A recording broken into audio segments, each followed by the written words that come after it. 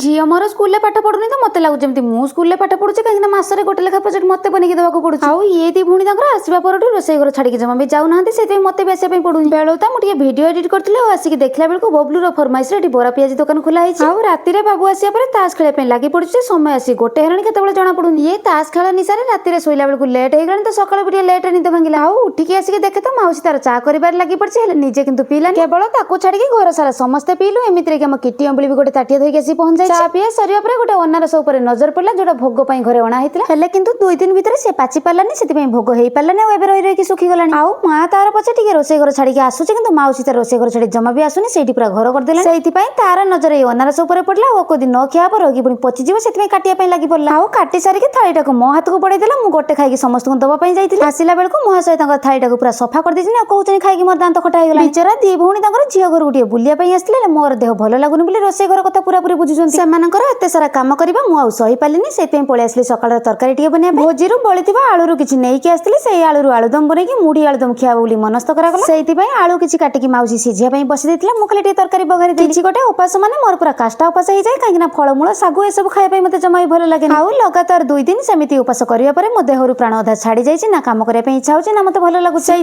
खाଇବା क्षेत्र में पत्र यूजटा टे अधिक हो काली राति ताश खेला बेले ये आईना तुणी 2 जन को खेलाई ना बेले सकाल 2 जन खेल लगी पड़ी आलुदम तो रेडी होगला मुढ़ी तो रेडी खाଇବା पत्र भी रेडी अच्छे और खाली मिक्सर को डबा को ढला मुढ़ी को पत्र को ढला से कम सब भी स्वामी मोर सारी देले और खाଇବା आगर मु भी वार्निंग दे देई से वार्निंग टा होची सहज तो मुढ़ी पुणी पत्र खिया होची फैन देले तो उड़ीकी पळेबो से बिना फैन रे समस्त खाଇବା सहित बाड़ीबार स्टाइल टा बहुत बढ़िया थिला बाड़ी सारे पर बहुत सुंदर देखा जाउथिला। प्रथमे पत्र को मुढ़ी ढला होला ता ऊपर आलुदम ता ऊपर मिक्सर ता ऊपर पियाज समस्त मिसिकी एमिति पत्र रे खाइला बेलको सतर भारी मजा लागुची।